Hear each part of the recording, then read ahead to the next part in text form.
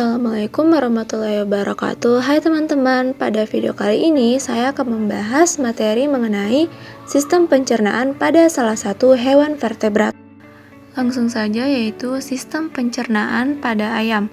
Sistem pencernaan pada unggas dimulai saat makanan masuk melalui paruh dan berakhir pada kloaka.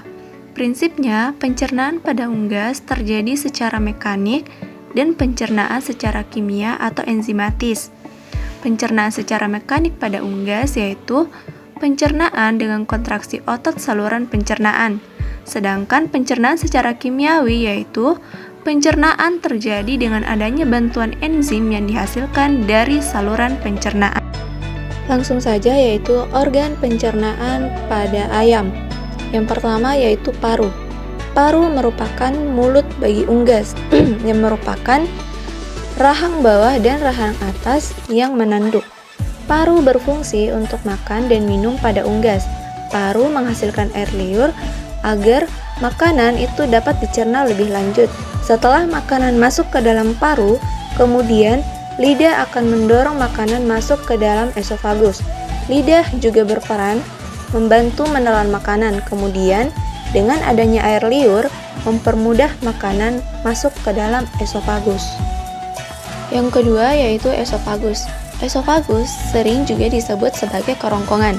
Kerongkongan merupakan tabung berotot yang dilalui makanan untuk proses pencernaan berikutnya. Esofagus membentang sepanjang leher dan toraks.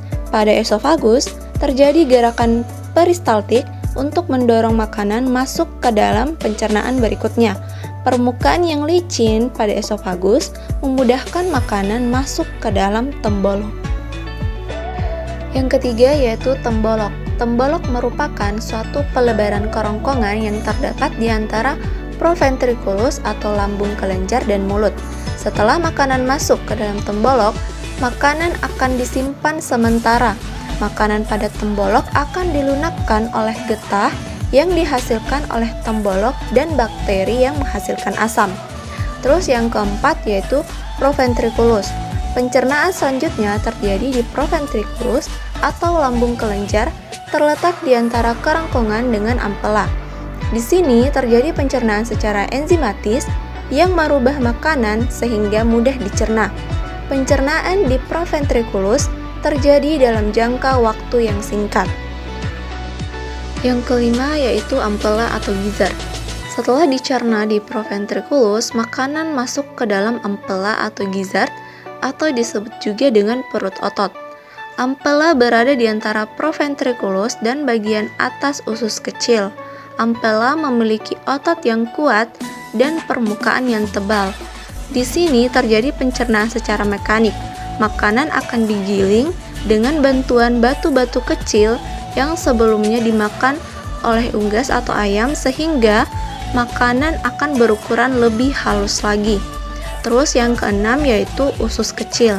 Setelah dicerna di ampela, makanan masuk ke dalam usus kecil, duodenum, jejunum, dan ileum. Mukosa usus halus berfungsi untuk menggerakkan makanan dan memperluas permukaan untuk menyerap sari-sari makanan oleh fili-fili pada dinding usus. Pada usus kecil, terjadi pencernaan secara enzimatis karena usus diuni oleh beberapa jenis bakteri penghasil enzim. Enzim pada usus kecil akan merubah protein menjadi asam amino, sedangkan lemak dirubah menjadi asam lemak dan gliserol. Keseimbangan jumlah bakteri dalam usus akan berpengaruh terhadap efisiensi pakan untuk kebutuhan pokok dan produksi. Selanjutnya yang ketujuh yaitu usus buntu atau sesum. Ayam memiliki dua saluran usus buntu atau yang disebut sebagai sesum. Pencernaan juga terjadi sedikit pada usus buntu. Saluran pencernaan ini terjadi untuk mencerna karbohidrat, protein, dan juga absorpsi air. Terus yang kedelapan yaitu usus besar. Pencernaan selanjutnya terjadi pada usus besar. Ukuran usus besar memiliki diameter 2 kali usus halus. Usus besar berfungsi merombak sisa-sisa pakan yang tidak tercerna menjadi feses.